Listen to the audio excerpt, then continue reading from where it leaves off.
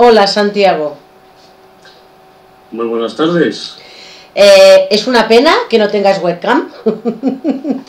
Es la primera vez que lo hago así solo en audio. Esperemos que todo salga bien.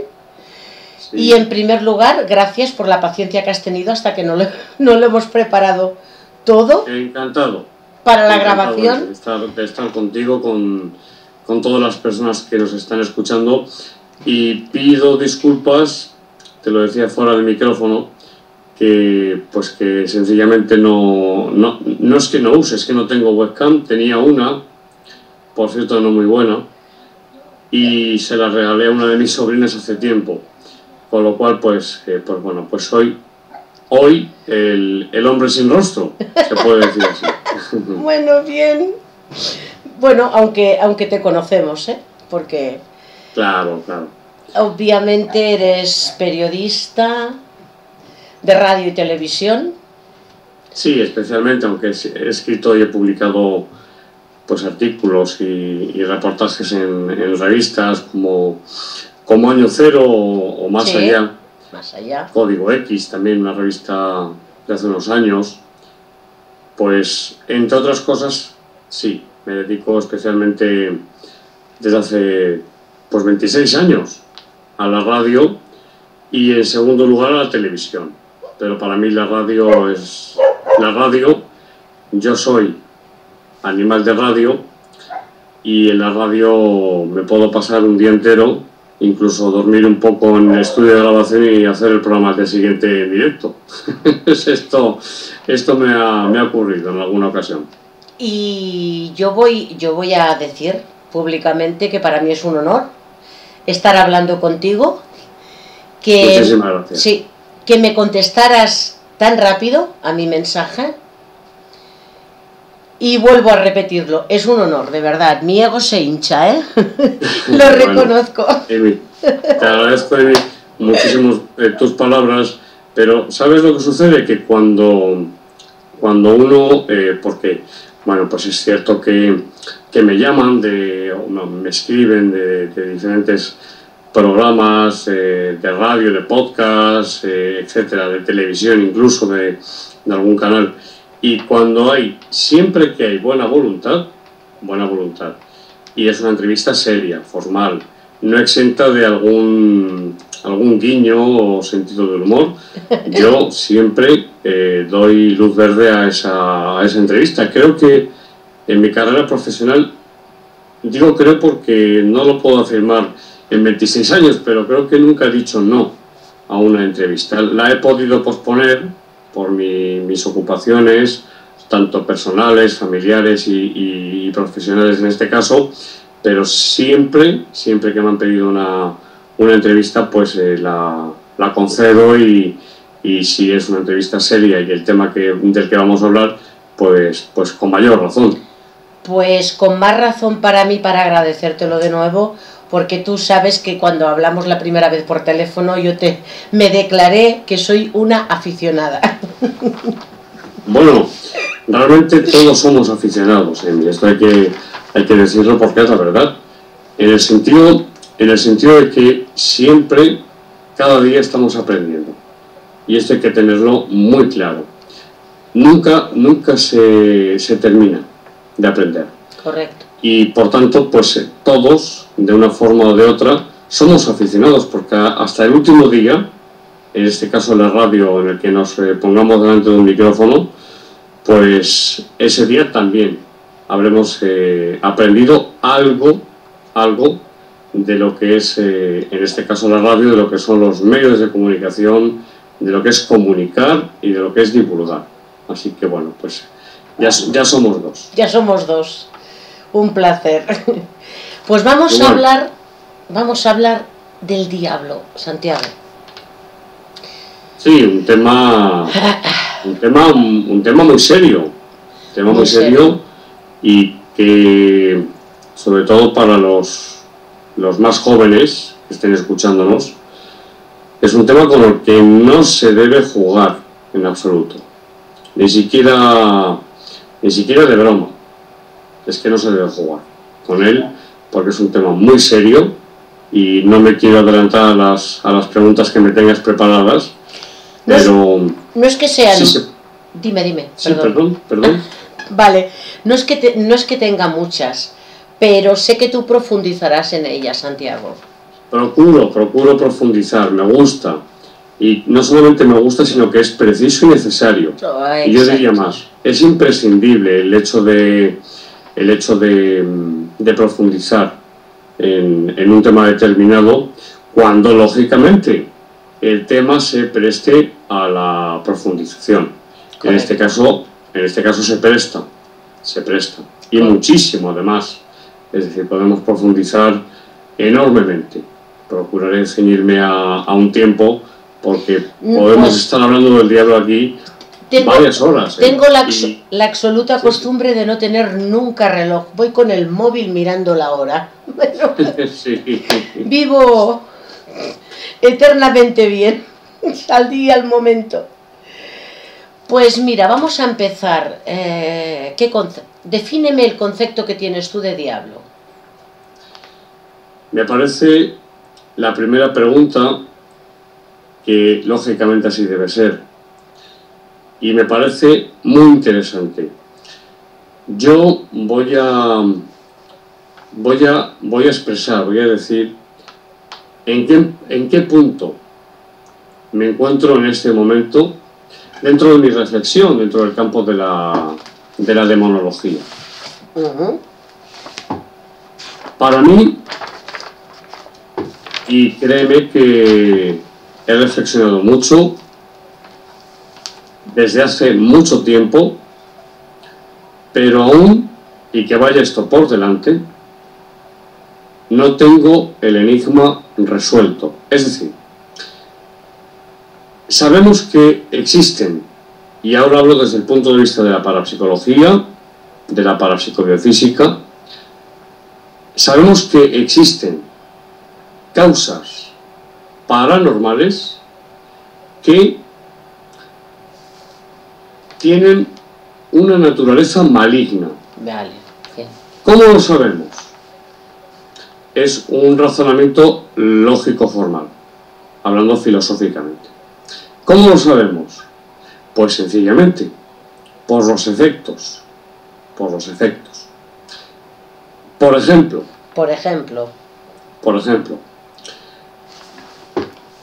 una posesión, cuando realmente lo es. Hay muy pocas. No quiero adelantarme a preguntas que me puedas hacer. No, es que surgirán a medida que...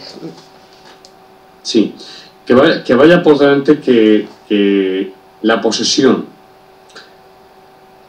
es un fenómeno que se produce, pero que se produce puntualmente. Son muy pocos los casos de posesión, de auténtica posesión. Otra cosa es la influencia maligna o diabólica. Esto es diferente. ¿Puedo poner algún ejemplo más? Sí, por favor. Para cuando diferenciar. En el famoso poltergeist de Vallecas, aquí en Madrid, ante una serie de personas, entre ellos un comisario que estuvo presente ahí, de la Policía Nacional, y así se refleja en la información que nos ha llegado, pues un crucifijo que estaba en la pared, empezó a girar. Estos son fenómenos que denotan lo que llamamos una fobia religiosa o una aversión hacia lo sagrado. Este es uno de los signos característicos de estas causas paranormales que tenemos que puntualizar. Preternaturales, malignas. En este caso hay que especificar. Ahora bien, es decir, esas causas existen y actúan, operan, producen fenómenos. podemos citar, por ejemplo, también pues el fenómeno de las apariciones. ¿Cuántas personas? Muchísimas, Emi, muchísimas. En mis 26 años de profesión, que he cumplido ahora, hace unos días en septiembre, ¿cuántas veces me han contado en diferentes etapas, en diferentes programas, separados por años, cuando he abierto micrófonos, teléfonos, y nos han llamado, cuando surgió ya el fenómeno Internet, a través del email, de los mensajes? Bueno, pues son muchísimas las personas que me han contado experiencias con el lado maligno, que han visto, por ejemplo, que esto es frecuentísimo, es un estereotipo, podríamos decir. Es una tipología de seres, vale. Es como si estuvieran, como si todos fueran iguales, en el sentido vale. De son unas figuras, porque no tienen facciones, muy bajas de estatura, que no andan, es decir, sino que van desplazándose por la habitación, ¿sí? Que van como embozadas en un hábito como si fuera de monje, con la negro, capucha en punta. ¿Y no se ven los pies? Exactamente, no hay pies, efectivamente no hay pies. Bueno. Van como deslizándose, van como flotando por la habitación. En muchas ocasiones me han contado, muchas veces, que se han acercado a la persona, incluso han escuchado, pues, o bien sonidos guturales, es decir, en definitiva, sonidos muy desagradables. E incluso se ha dado el contacto físico de esa entidad, tocando físicamente a la persona, hasta el punto de dejarle una huella en su piel. Esto me lo han contado también, y esto ha ocurrido. Es decir, que estos seres podemos calificarlos como demonios. En mi opinión, sí, porque difuntos no son. Es decir, personas que han tenido una existencia terrenal y que han fallecido, no son. Ahora, la pregunta que me hacías al principio, la primera pregunta que me has hecho. ¿Qué es? ¿Qué defines por diablo? El diablo existe. Eso que vaya por delante. Diablo procede del griego diabolos, que quiere decir el que divide, el separador, el que separa, el que divide. Es un nombre, pero es una forma de identificarle. Es decir, el que está a la cabeza de todo ese mundo espiritual oscuro, que lo hay, vuelvo a repetir, ya lo creo que lo hay. Si me preguntas mi definición de diablo, te digo, y en este punto me encuentro, y desde hace tiempo, porque no logro avanzar, porque no es coherente, sencillamente no es coherente desde un punto de vista filosófico, aplicado a la demonología. Un ángel caído. Esta es la tradición más extendida, religiosa.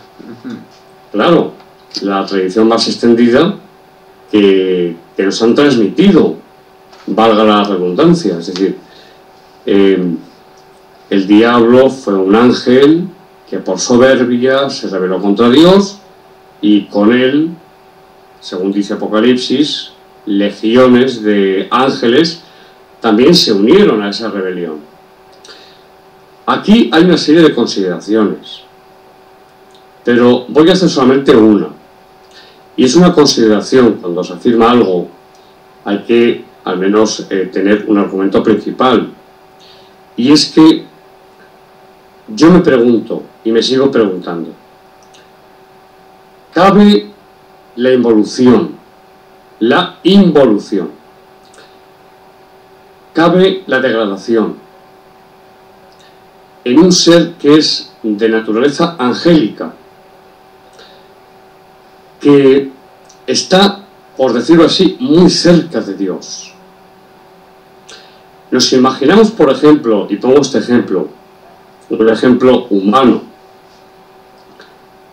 Yo creo que, si no el que más, uno de los santos más importantes que ha tenido la historia, San Francisco de Asís, que falleció en 1226 y que fue el primer estigmatizado que presentó los estigmas en manos, pies y costado de la pasión de Jesucristo en 1224, cuando se retira al monte Albernia, 40 días en ayuno y oración, se llevó medio pan para no asemejarse al Salvador, a Jesús, según dijo él, y ahí en el monte Albernia, estamos hablando de Italia, recibe los estigmas.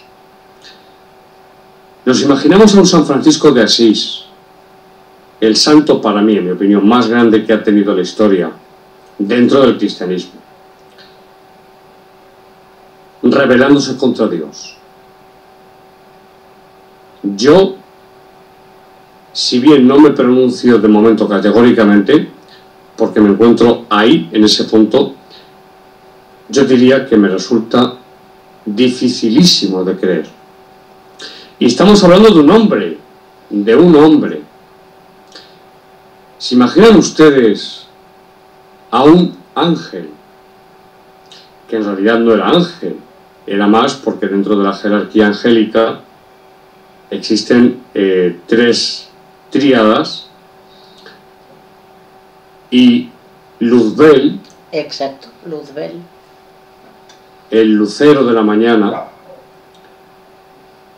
no es un ángel, no es un ángel de la guarda, era de una jerarquía, según esta tradición, mucho más elevada. Por tanto, la pregunta está ahí, la pregunta está ahí. Es decir, claro, realmente podemos afirmar, o se puede pensar, que un ángel de esa naturaleza se rebele contra Dios, porque algo absurdo que se nos ha transmitido, y todo hay que decirlo, porque nos dicen que el demonio o el diablo quiso ser más que Dios. Eso es una auténtica estupidez. Un ser que se encuentra, si es que fue un ángel caído, caería por otra cosa, si es que la involución es posible, pero no por soberbia.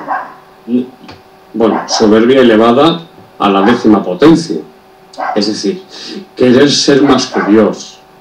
Pero por favor, si cuanto uno está más cerca de Dios, espiritualmente hablando, se hace cada vez más y más humilde. Es un efecto secundario de la santidad. Es decir, cuando una persona, y hablo ahora de personas, de seres humanos, cuando una persona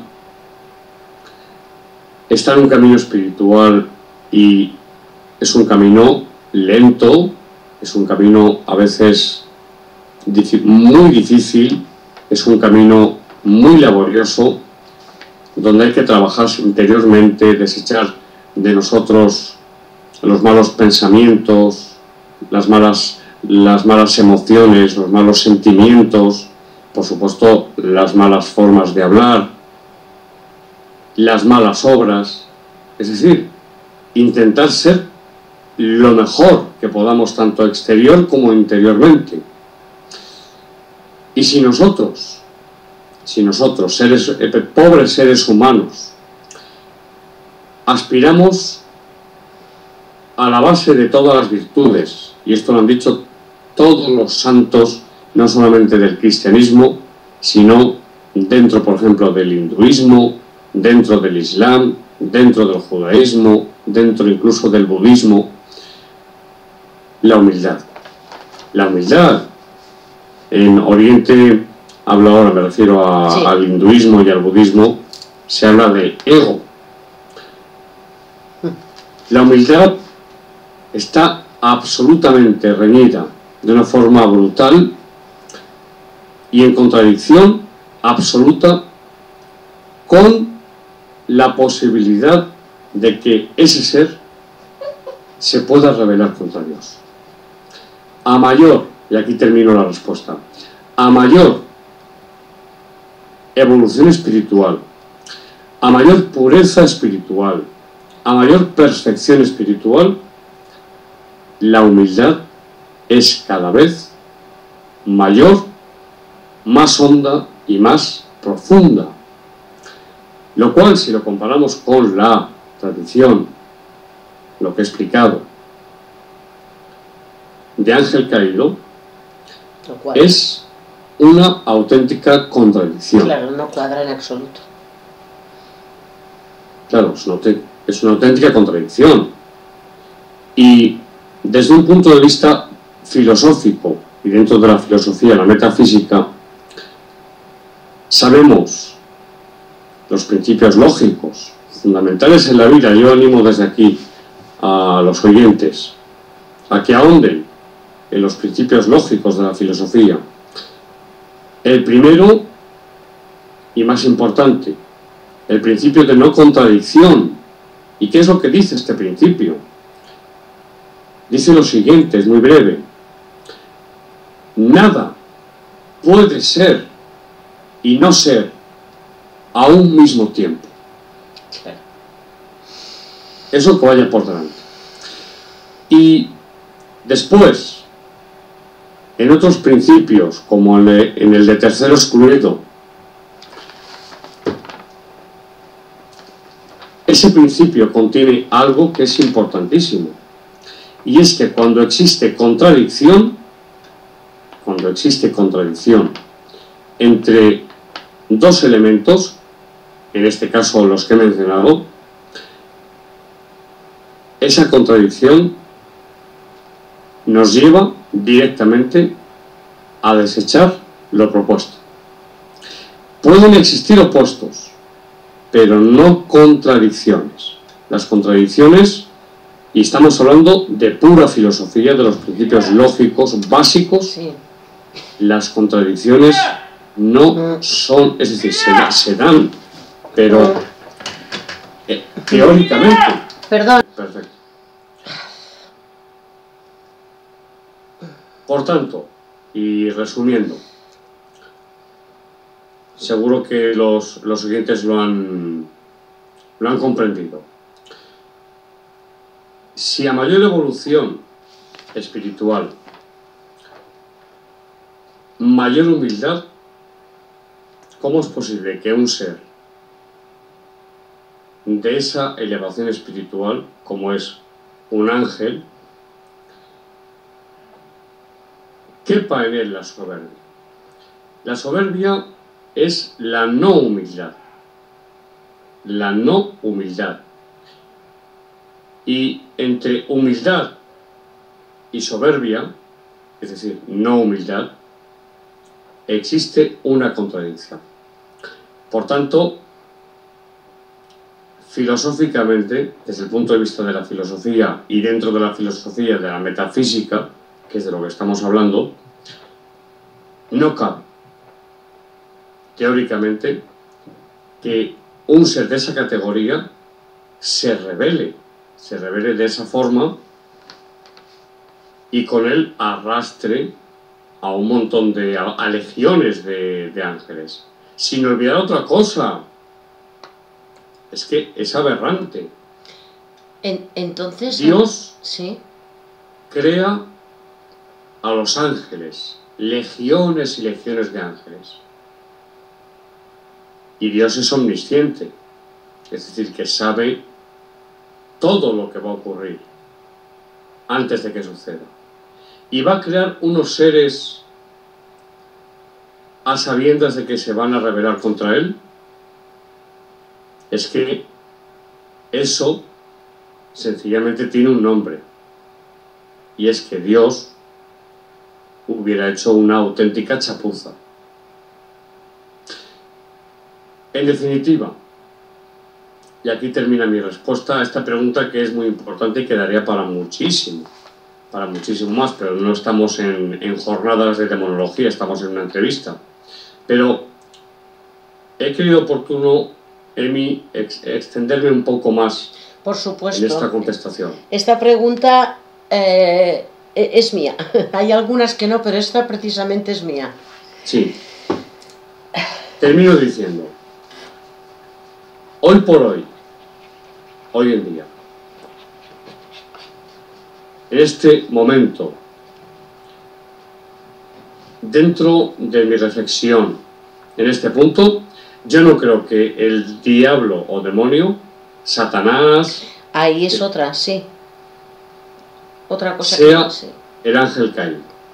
¿Puedo estar equivocado? Por supuesto. Pero yo me encuentro ahí. Por la involución, por lo que he explicado. ¿Cómo es posible que un ángel y con él legiones de ángeles se rebelen contra Dios? Se puede dar.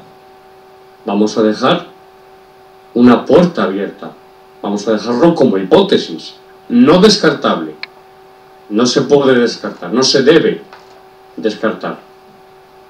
Y en ese punto de reflexión me encuentro ahora mismo y desde hace tiempo, hablo de concretamente pues aproximadamente 2 años, en los que cuando reflexiono sobre este asunto, desde un punto de vista filosófico y teológico, vuelvo una y otra vez al mismo punto, que es la involución.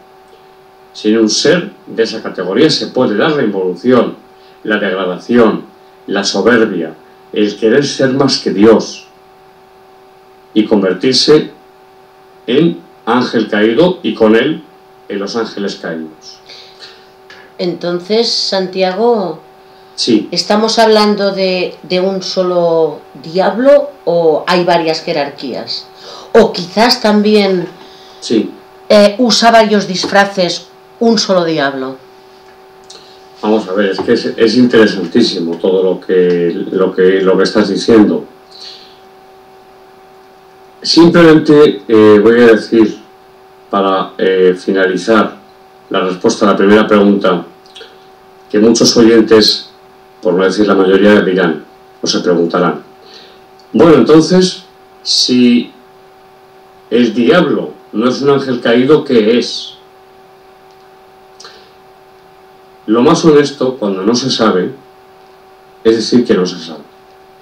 Esta es una máxima que aprendí de mi maestro, el profesor don Germán de Argumos y Valdés, que me enseñó esto. Cuando algo no se sabe, porque no se ha llegado todavía al punto en la reflexión en el que uno tiene ya la convicción de algo, lo más honesto, lo más honrado, es decir, que no se sabe, sencillamente. ¿Que existe? Por supuesto, pero no les quepa a ustedes la menor duda.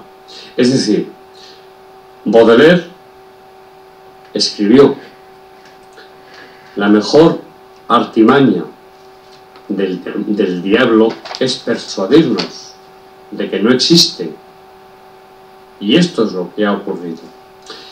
Incluso hay sacerdotes, hablo ahora dentro del catolicismo, que no creen en la existencia del diablo. Yo me he encontrado con más de uno, y es un dogma. Es decir, que todo católico, yo voy por libre, no profeso ninguna religión ni doctrina en particular, quiero ser un espíritu libre, que piense por sí mismo, sin que me impongan nada, sino que me lo imponga el razonamiento filosófico. Pero es que hay sacerdotes, como digo, actualmente, sí, actualmente, que no creen en la existencia del demonio, del diablo. Quizás para muchas personas, o iba a decir muchísimas personas, siglo XXI, 2015, hablar de la existencia del diablo, pueden pensar que es anacrónico, que está fuera de tiempo, que esto del demonio es algo de la Edad Media, que es medieval. Miren, no se confundan ustedes, por favor. ¿Y por qué digo esto? Porque hay una fenomenología, es decir, que van de la mano.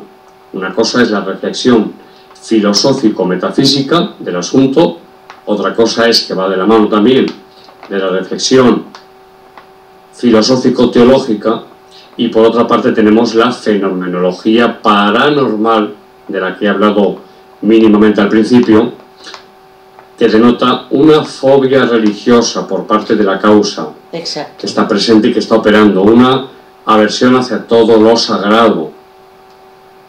En eso me baso, en la fenomenología que me he encontrado y que otros parapsicólogos, demonólogos, exorcistas por otra parte. Los exorcistas, claro.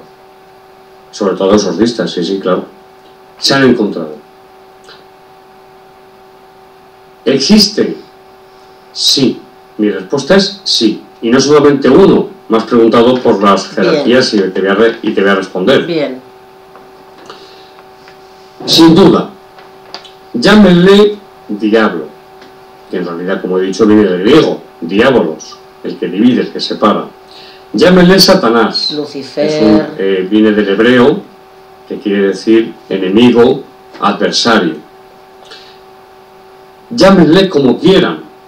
El caso es que, al igual que en el mundo de ultratumba o en el más allá, lo que conocemos coloquialmente como el más allá, hay una jerarquía desde seres por debajo, una pirámide que va desde la base hasta la cúspide. En la cúspide, lógicamente, está Dios, el Ser Supremo, y en la parte más baja estamos los hombres, los seres humanos. Pero es que dentro de esa jerarquía, por otra parte, que es lo que me has preguntado, maligna, no voy a decir diabólica, porque decir diabólico tiene una connotación que es precisamente de la que he estado hablando. Claro. Es decir, de ángeles caídos. Y como yo eso, hoy por hoy, todavía no lo tengo absolutamente claro, diré maligna. Una jerarquía maligna. De seres malignos, que son espíritu, por supuesto. Que también hay que decir que son tremendamente astutos. No se pueden imaginar los casos a veces con los que me he encontrado, y por supuesto otros compañeros, escritores, investigadores de la demonología, estudiosos, teólogos. Es decir, hay una jerarquía dentro de ese mundo maligno, espiritual maligno. Jesús hablaba del poder de las tinieblas, también se puede decir de la oscuridad. En definitiva, lo maligno del mundo espiritual, de esas entidades, de esos seres malignos, que repito, remacho, no son difuntos. Yo no sé lo que son. La teología católica sí nos dice que son demonios, ángeles caídos. Los protestantes igualmente. Todas las confesiones cristianas afirman la existencia de los ángeles caídos, que son los demonios. Pero ya he explicado y creo que ya ha quedado claro cuál es en este momento mi opinión sobre el tema. Por tanto, en cuanto a la jerarquía de los seres malignos, sí podemos decir que cuanto más elevado, porque es así, digamos que en la base de esa pirámide, hablo ahora de esa parte espiritual maligna, existe en la cúspide el que dirige, que nosotros llamamos diablo, y que hoy estamos llamando diablo en esta entrevista, en este programa, y por otra parte, por debajo de él, hay toda una jerarquía de seres malignos que son más o menos poderosos. Vale. Pero hay que puntualizar algo. Los demonios, los llamados demonios, y el demonio, el diablo, no nos engañemos, por los efectos observados desde hace siglos y actualmente también, son poderosos, pero ese poder está limitado por Dios. Es decir, aquí el único poder todopoderoso es Dios. El diablo no es un opuesto de Dios. Eso es una aberración, por una parte filosófica y por otra parte teológica. Dios no tiene opuestos. No tiene opuestos. Pero sí le otorga un poder, y algún oyente o más de uno puede preguntarse, ¿cómo es esto posible? Pues sencillamente, porque Dios de todo mal, y resumiendo mucho, de todo mal saca un bien. Y les otorga ese poder en mayor o menor medida. Muchísimas veces Dios no permite, porque nos destrozarían, sobre todo espiritualmente.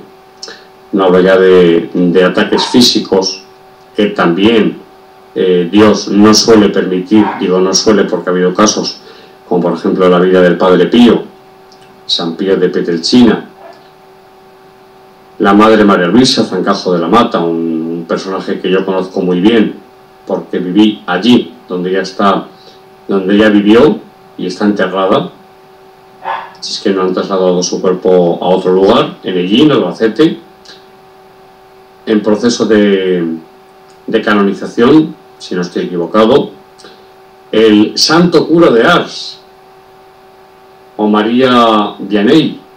Bueno, pues estas causas malignas les daban unas palizas, hablo físicamente, impresionantes. Hablando del Padre Pío, por ejemplo, en mitad de la madrugada, los frailes en San Giovanni Rotondo, donde él vivía, con los frailes, con la comunidad, él era franciscano capuchino,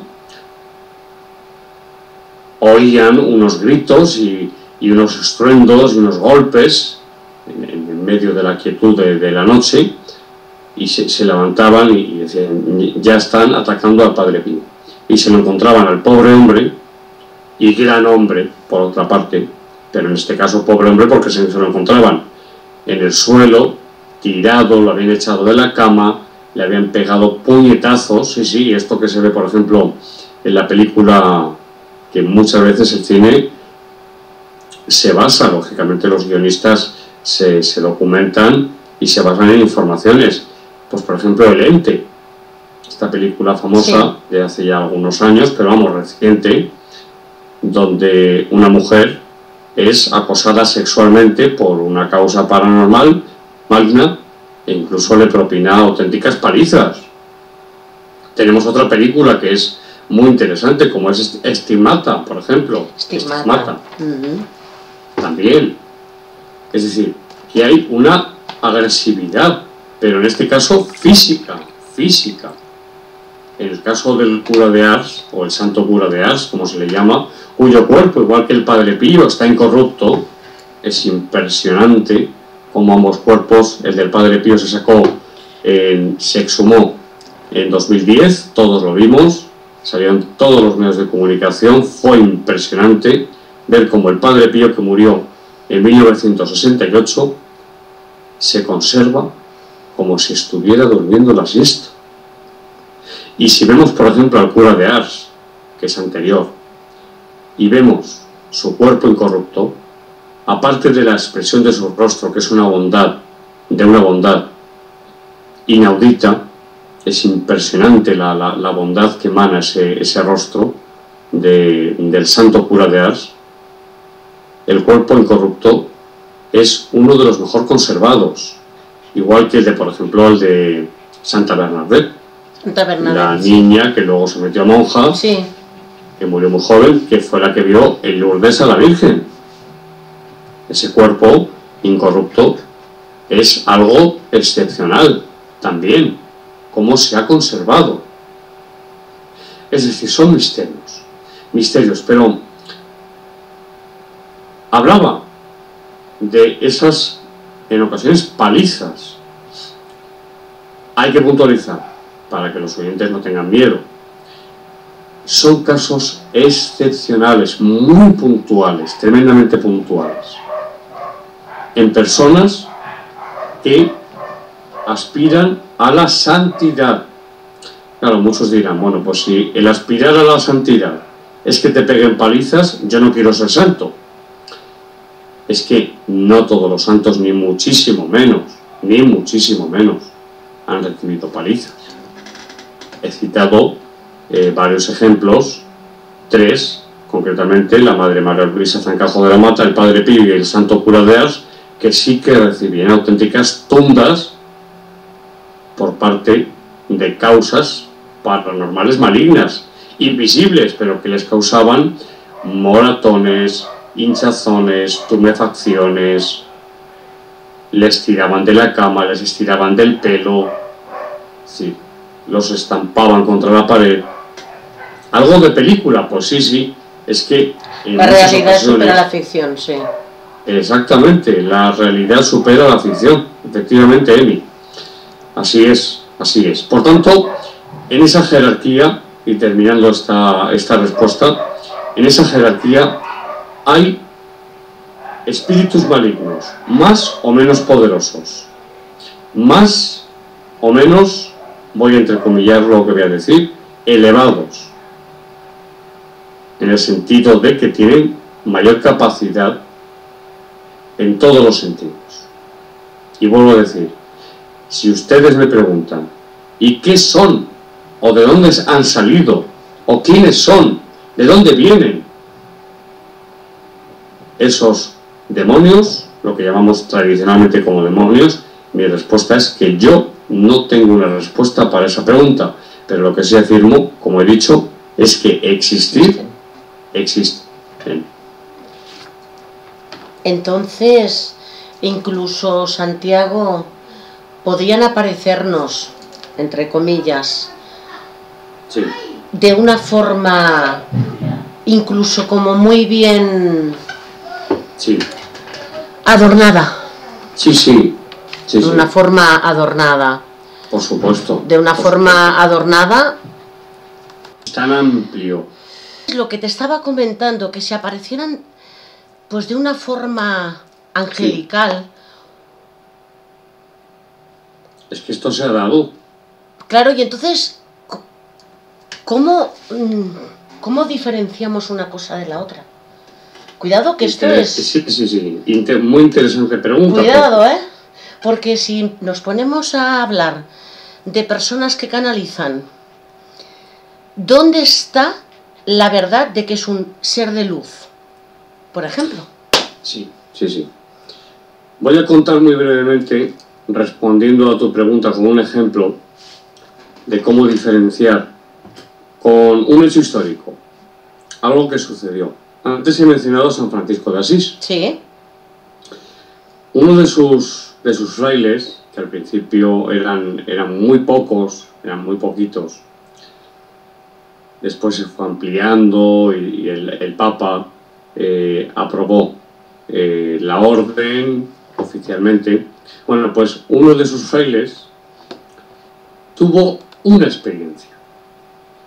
¿Y qué le pasó? Pues tuvo ni más ni menos que la aparición de Jesucristo. Esa es otra. Pero atención. Esa es otra. Atención. Jesucristo se le aparece a ese fraile y le dice que haga lo que haga, se mortifique lo que se mortifique, rece, ore, se acerque a Dios, practique el bien. Es decir, todos los esfuerzos humanamente posibles para alcanzar la santidad, o como dice la Iglesia en su magisterio, salvarse, que haga lo que haga, le dijo esa aparición de Jesús, estaba condenado al infierno eterno y desapareció. Claro, aquel pobre fraile entró, y lo cuenta entre otros Celano, biógrafo de San Francisco de Asís, contemporáneo suyo. Aquel fraile entró lo que hoy en día podríamos denominar una depresión tremenda, porque para un hombre que se entrega a Dios, que entrega su vida a lo espiritual, qué peor cosa que decirle, y más viniendo de una aparición de Jesús, que haga lo que haga se va a condenar al fuego eterno del infierno, que esa es otra, el fuego eterno del infierno. Bueno, pues San Francisco tuvo la revelación del Señor, de lo que le pasaba a ese fraile, y le llamó, y le dijo: hermano, el Señor me ha revelado esto, cuéntame qué es lo que te ha pasado. Y entonces el fraile, entre lágrimas, sufriendo muchísimo, entre lágrimas y sufriendo muchísimo moralmente, en su interior, en su espíritu, en su corazón, le contó a San Francisco, aunque él ya lo sabía, lo que le había pasado. Y San Francisco de Asís le dijo: mira, hermano, cuando se te vuelva a presentar esa aparición de Jesús, fíjate, y antes tú lo mencionabas, Emi, fíjate en sus pies. Es que... En los pies, sí, en los pies. Fíjate en los pies de Jesús, de la aparición. Cuando la vuelvas a tener, le dijo, fíjate en sus pies. Si no son pies humanos, usa con toda tu energía a esa aparición que mucho me temo viene del maligno. Y así fue. Pasado un tiempo, aquel fraile vuelve, se aparece de nuevo Jesús. Dios mío, hoy me interesa porque puedo contar algo personal. Vale, pues termino uno de los pies y, sí, y ya me callo y cuentas tú lo que quieras. Y así fue. Pasado un tiempo, a ese fraile, a ese pobre fraile, hundido moralmente y espiritualmente, se le vuelve a presentar Jesús. Y le mira los pies. Y se da cuenta de que ese Jesús que se le estaba apareciendo, en vez de pies, tenía pezuñas. Caramba. Pezuñas. Es espeluznante este relato, ¿eh? Lo es, y es histórico. Y le dijo el hermano, el fraile, le dijo, dirigiéndose a la aparición, ven aquí, demonio inmundo, que te voy a llenar la boca de estiércol. En el nombre de nuestro Señor Jesucristo, vete de aquí y no me vuelvas a molestar. Y la aparición se desvaneció. Aquel hombre no fue, aquel fraile no volvió a ser molestado y recuperó su paz espiritual. Fíjate qué ejemplo, con la pregunta que me hacías, de si se pueden los malignos, los espíritus malignos, disfrazar o camuflar bajo, en este caso en apariciones, bajo formas y apariencias de piedad. Fíjate, es que estamos hablando de una aparición, no de un santo siquiera, no, del mismísimo Jesucristo.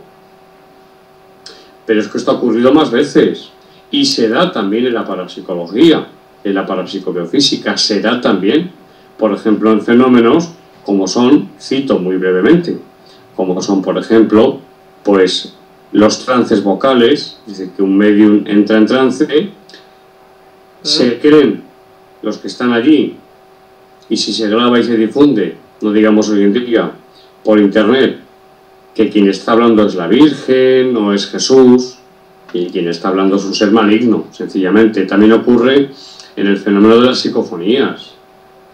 Ocurre, por supuestísimo, en el fenómeno de la Ouija, o en la práctica de la Ouija, que como sabemos peligrosísimo. Peligrosísima, efectivamente. Así es. Comparto. Es peligrosísima, sí. Y que por favor que nadie la haga. Por favor, no practiquen ustedes. De ahí hablaremos de algo. Sí, es una puerta abierta a los infiernos. Es así. Por denominar, es decir, sí, los infiernos. Le ponemos los infiernos. Sí. Que sí, es decir, que se da la suplantación de identidad y que los demonios, el demonio, el diablo, los demonios, los espíritus malignos en definitiva, se pueden perfectamente camuflar, se pueden disfrazar, se pueden presentar o manifestar bajo apariencias de piedad. Se puede manifestar, claro que se puede manifestar, hasta el punto que Dios les permita, claro está. Entonces, Santi, podríamos denominar que estos entes son ataques psíquicos también. ¿Es la misma jerarquía de lo que estamos hablando cuando denominan un ataque psíquico? Bueno, es que, vamos a ver, un difunto, es decir, una persona que ha tenido una existencia terrenal y que ha fallecido, también puede. Si no ha muerto o si no ha fallecido en paz. Pero no hablaba de fallecidos, sino hablaba de entes que están ahí, que no son fallecidos. Sí, por eso digo que también pueden, pero, me ciño a tu pregunta. Si nos pueden atacar psíquicamente, ojo, primero, como siempre he dicho y siempre digo, si una persona detecta, o los familiares detectan, o las personas que están cerca, que hay una serie de sintomatología psíquica, lo primero que hay que hacer es ir al especialista, obvio, al médico. Pero si después de un estudio médico, incluso médico, psiquiátrico, psicológico, neurológico, esto es lo que se debe hacer en los exorcismos, formalmente hablando, claro, lo primero que se hace es descartar que la persona tenga algún tipo de problema en su cuerpo o en su mente. Claro. Y si esto es descartado, es el momento de realizar un exorcismo, porque está actuando una causa o varias causas, porque a veces son varios. Hay casos, como por ejemplo en los niños de Ilfurt, sí, en las endemoniadas de Ludum, por ejemplo. Es decir, bueno, tenemos ahí el Evangelio, cuando el endemoniado de Gerasa dice, ¿cuál es tu nombre?, le pregunta a Jesús, y dicen a través de aquel pobre hombre, Legión, porque somos muchos. Tenemos el caso un caso prácticamente de nuestros días, de Anneliese Michel, de la película famosa del exorcismo de Emily Rose, basada en el caso de Anneliese Michel.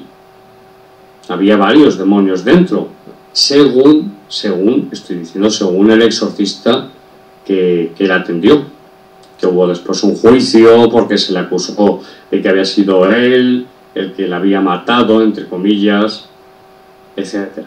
No es tampoco el tema de hoy el caso de Anneliese Michel, pero es un caso de hace unas décadas, pocas. Por tanto, ante tu pregunta de si nos pueden atacar psíquicamente, no es que puedan, es que lo hacen. Es decir, el diablo, los demonios, voy a llamarlos así, pero ya tengan ustedes claro que yo no tengo, como les he dicho, claro todavía que sean ángeles caídos. Pero vamos a llamarles demonios y diablo para entendernos.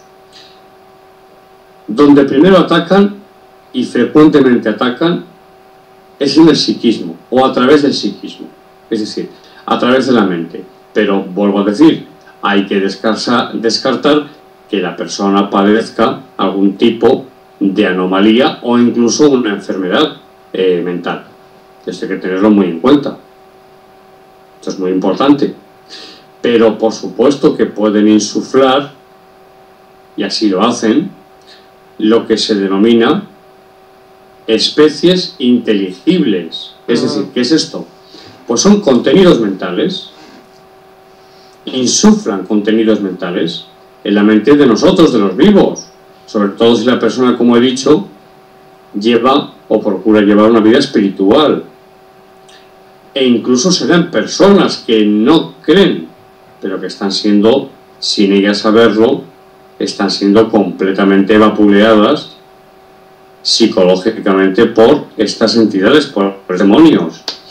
Te pueden insuflar imágenes, te pueden insuflar pensamientos horribles, más o menos.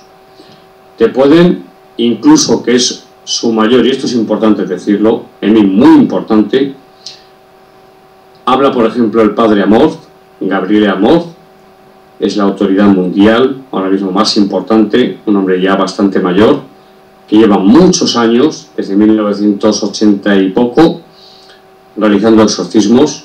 Es el exorcista de la diócesis de Roma, hombre de confianza, uno de los hombres de confianza de Juan Pablo II, también de Ratzinger, y sigue ejerciendo, que yo sepa, su ministerio de exorcista. Pues a él se le ha dado el caso en muchísimas ocasiones, y lo cuenta en sus libros, cómo los demonios actúan sobre o en el psiquismo de la persona. El suicidio, que es lo que quería decir. Te lo iba a decir, te iba a sacar esta palabra. Exactamente. Ha sido ya, sí. Te la iba a sacar. Por ejemplo, el suicidio. Sí, es que el padre Amorth, induce, ¿no? El padre Amorth, otros eminentes exorcistas y demonólogos nos dicen que para un demonio, o para el demonio y sus demonios, para ese lado oscuro maligno, el mayor logro que pueden conseguir es que la persona se acabe suicidando. Esto es así. Descartando siempre, repito, causas médicas, sí, causas orgánicas, psíquicas, neurológicas, todas las causas explicables. Descartando eso, entonces atacan. Entonces aquí nos estamos cargando, porque fíjate, lo que estás diciendo es muy interesante, Santi. Si son entidades externas a nosotros, ¿qué significa cuando el poder está dentro de ti? ¿Cómo puedes atacar a estas entidades? No sé si he hecho bien la pregunta, es decir, nos inculcan y nos dicen que nosotros tenemos el poder de todo, ¿vale? No, eso no es verdad. Entonces, fíjate tú, nos lo hemos cargado de un plumazo, porque si tú tienes una entidad de este tipo, ¿cómo puedes luchar contra él? ¿Cómo puedes luchar contra esa entidad? Sí, he entendido la pregunta. Pues sencillamente, y digo sencillamente porque realmente es sencillo, lo que pasa es que cuesta porque también esos demonios se encargan de también, por ejemplo, insuflarnos la falta de ganas, el desinterés por la oración, por acercarnos a Dios, es decir, e incluso inducción a las drogas, al alcohol. Podríamos totalmente ponerlo en este pack, ¿no? Sí, se puede perfectamente incluir. Que induzcan, ¿no? Entonces pueden inducir, estamos dentro del campo de la demonología, pueden influir perfectamente para perder a la persona. Sí. Sí, es que es interesantísimo esto, Santi, de verdad. Lo es. Muchísimo. Porque además aquí se queda incluso la fuerza de voluntad de uno, ¿no? Que diga, no, es que no tiene fuerza de voluntad por salirse de las drogas o cualquier vicio, ¿no? Sí. No tiene, es débil, no tiene fuerza de voluntad. Bueno, quizá examinémoslo. Es que realmente, y esto es importante decirlo también, yo no estoy diciendo, ni muchísimo menos, que todas las personas que están en realmente esa desgracia o en esa situación lamentable y dolorosa como es el alcoholismo, la drogadicción y otro tipo de cosas, no estoy diciendo que todas este tipo de adicciones estén provocadas por los demonios, no estoy diciendo eso. No, pero que puede haber una parte, puede haber casos. Es decir, hay muchísimos casos en los que tiene una justificación, si se puede decir así, humana, pues porque se ha matado un hijo y al padre, que además es viudo, le da por beber. Claro. Pero sí se puede contemplar, es aquí a donde quiero ir a parar, siempre según la demonología, estamos en esta hipótesis, siempre estos seres, estos demonios, que vienen del tiempo A, es decir, Jesús siempre se ha hablado pues que hacía milagros, que curaba, que limpiaba leprosos, que devolvía la vista a los ciegos y muchos otros milagros, pero poco o casi nada se ha hablado de Jesucristo exorcista. Jesucristo, si leemos los evangelios, expulsó a cientos de demonios que estaban dentro de las personas que acudían a él para ser exorcizadas.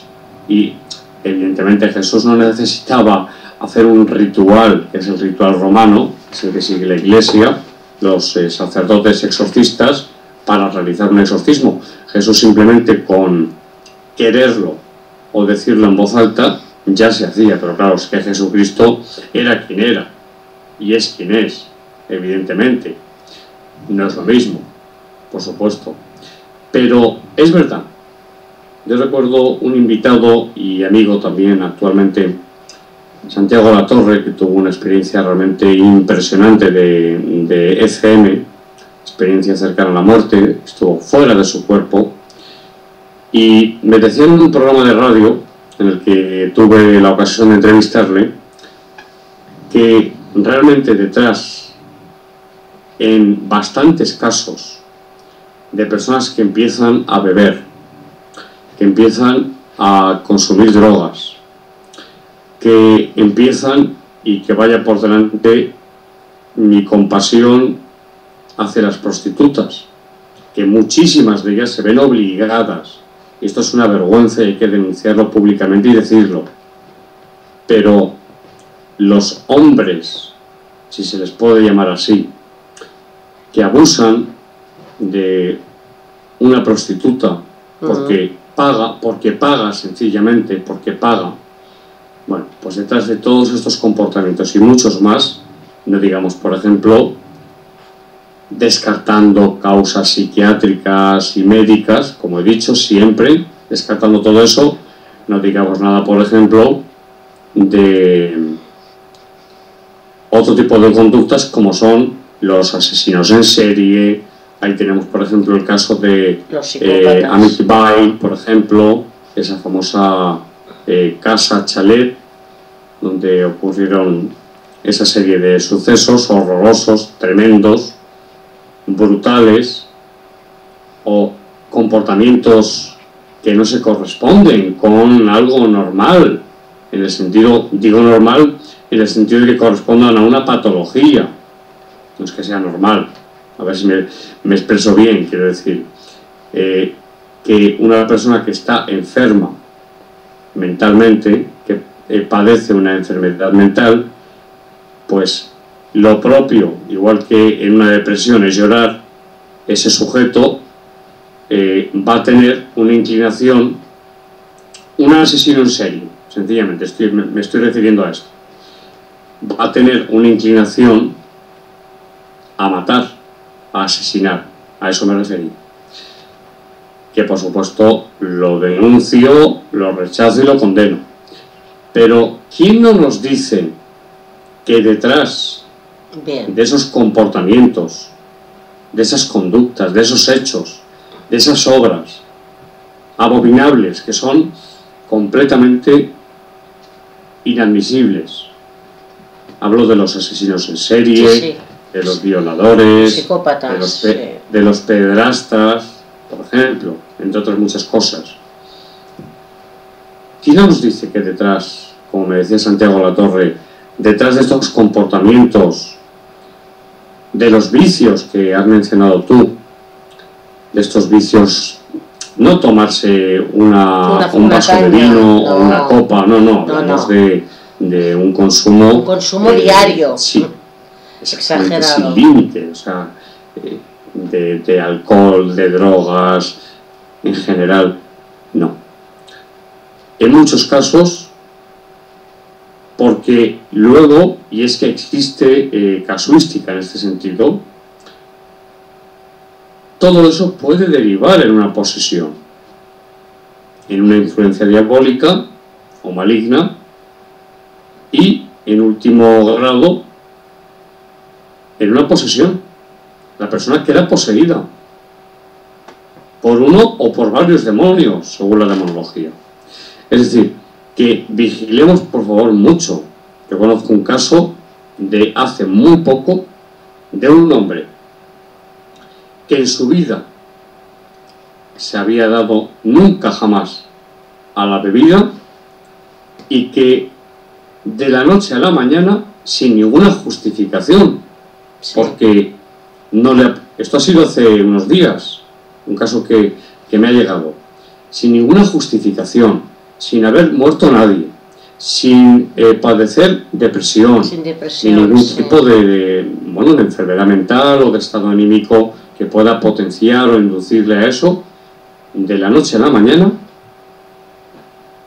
ha empezado a beber.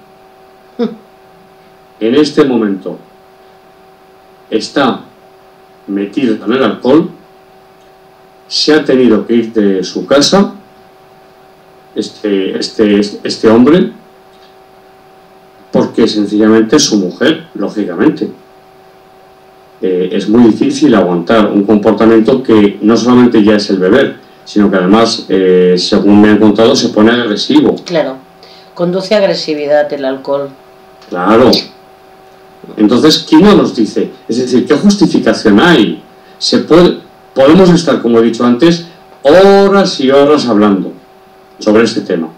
Pero, ¿qué justificación puede haber en un cambio drástico de comportamiento en el que una persona que jamás ha consumido alcohol, pues a lo mejor se ha tomado su cervecita o un vaso de vino, pero no, es que ahora desde este hombre, desde que se levanta hasta que se acuesta, está todo el día bebiendo. Y es una lástima, es una pena absoluta, porque es un hombre relativamente joven, es decir, tiene 60 y tantos años. No es un chaval, pero tampoco es un anciano. Entonces, son situaciones en las que dices, bueno, aquí tiene que pasar algo. En todos los casos están los demonios detrás. No, miren, en todos los casos no. No, ¿cómo que pero no? En muchos de ellos sí. El vicio, los vicios y Satanás están ligados. Fíjate. Están ligados, sí. Pornografía, fíjate, por ejemplo. Pornografía. Cada uno es muy libre de hacer lo que quiera con su sexualidad. Faltaría más. Pero es verdad que hoy en día, yo por eso he dicho desde hace algún tiempo que los santos de la Edad Media lo tenían un poco más fácil que nosotros, porque tenían muchísimos, pero muchísimos, con muchísima diferencia, menos estímulos que nosotros. No existía internet, no existía la televisión, no existía la radio, sí, era otro mundo. Hoy en día, a través de internet, tienes acceso a cosas que te pueden hacer bien, un bien tremendo, maravilloso, unos estados, te puede conducir a unos estados anímicos, por ejemplo, músicas de relajación, vídeos de todo tipo, documentales, cosas que te aportan, que te enriquecen como persona. Pero no nos engañemos, en Internet también está el diablo.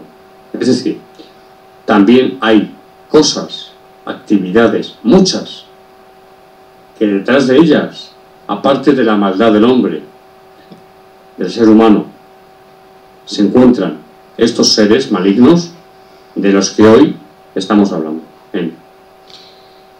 Entonces, la solución cuando detectas algo en ti que no es normal, vas a un médico, no es ninguna patología o no lo pueden... Bueno, algo fuera de lo común, que está demostrado que no es una patología, ¿cómo podemos superarlo esto nosotros? Me has hablado, creo haber oído, la oración. Sí, la oración es fundamental. Cuando te refieres oración, define, por favor. Es la decir, oración... ¿el Padre Nuestro, el Ave María o de qué estamos hablando? ¿Sabes? Sí, vamos a ver. Es muy sencillo. Una cosa es oración y otra cosa es rezar. Rezar sería, pues por ejemplo, un Padre Nuestro o 25, Ave Marías, sí, o cualquier otro tipo de oración. Estamos hablando del cristianismo y en este caso del catolicismo, porque los protestantes ya sabemos que no creen en la Virgen. Pero la oración es hablar con Dios, dirigirnos a Dios con nuestras palabras, pero palabras que salgan del corazón. Exacto. Pedirle ayuda. Ahora, si me preguntas qué debemos hacer, pues lo primero que tenemos que hacer es, como he dicho, ir al médico, a los especialistas, a los médicos. Si notamos cosas realmente extrañas en nosotros, acudir a los especialistas, a la medicina, en sus diferentes ramas que he mencionado, y si después de eso no hay absolutamente ningún punto que justifique esos síntomas o esos signos, entonces debemos dirigirnos a un sacerdote exorcista. Plantearle lo que nos pasa, contarle todo, hay secreto de confesión, no puede contar nada, pero que sea, cuidado con esto, no, por favor, no vayan ustedes a un sanador, no vayan ustedes a curanderos, por favor. Se puede estar de acuerdo o no con la Iglesia, pero es que voy a la efectividad del exorcismo o de que era lo que iba a mencionar, la oración de liberación. Es decir, bueno, hace no demasiado tiempo, hace unos meses, Rocco Varela nombró a 8 exorcistas, sacerdotes, aquí en la Comunidad de Madrid, para atender la avalancha, y digo bien, la avalancha de casos de supuestas posesiones, de supuestos fenómenos relacionados con el diablo, con lo maligno, y así lo hizo. Es decir, lo más frecuente es la influencia diabólica. ¿Influencia qué es? ¿Qué diferencia hay entre influencia y posesión? Pues que en la influencia, el demonio o los demonios, a veces son varios, como he dicho antes, están fuera de la persona, están fuera. Y van influenciando en sus actos. Y van influenciando, pero siempre desde fuera. Y la posesión, sin embargo, ya la posesión no. Estás más perdida. O más perdida. En la posesión, el demonio en cuestión, o los demonios, se han metido dentro de la persona. Se han apoderado de su cuerpo. Están dentro. Esta es la diferencia. la influencia diabólica es muchísimo más frecuente de lo que podemos pensar. Totalmente de acuerdo. Sí. Sí. Hay personas, muchas, que incluso a lo mejor algunas de ellas pueden estar escuchando, que sin saberlo, porque ni siquiera creen, no ya en el diablo, sino que ni siquiera creen en la existencia de Dios, del alma y de la existencia de una vida después de la muerte. Por tanto, ¿cómo van a creer? Si no creen en Dios, en la existencia del alma, que hay un alma o un espíritu encarnado en su cuerpo y que después de la muerte existe un más allá, ¿cómo van a creer en la existencia del diablo y en su actuación? Pues de ninguna de las maneras. Pero, como digo, puede haber personas que estén escuchando ahora mismo y que estén o están siendo influidas o influenciadas por estos seres diabólicos o maléficos o malignos. Y no lo saben. Es que, como he dicho antes, y lo escribió muy bien Baudelaire, es que la mejor artimaña del diablo es persuadirnos de que no existe. ¿Cuál es la mejor forma de conseguir un objetivo, en este caso maléfico? Pasar desapercibido. Por supuesto. Totalmente desapercibido. Es decir, y pongo un ejemplo que, tal y como están las cosas, todo el mundo me va a entender. Si, por ejemplo, en el 11S, hace 14 años, hace unos días, se cumplía el 14 aniversario de los atentados en Estados Unidos.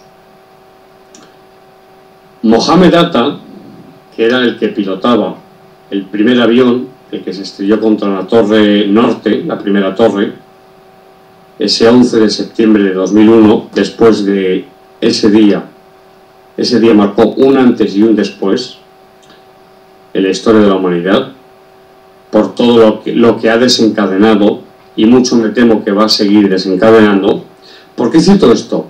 Porque si Mohamed Atta, que era el que, como digo, el que secuestra el avión junto con 4 terroristas más, y secuestran ese avión y se hace con los mandos, si Mohamed Atta se deja una barba que le llega por el estómago como Bin Laden y se pone una chilaba y unas babuchas, cuando llega a la aduana le paran,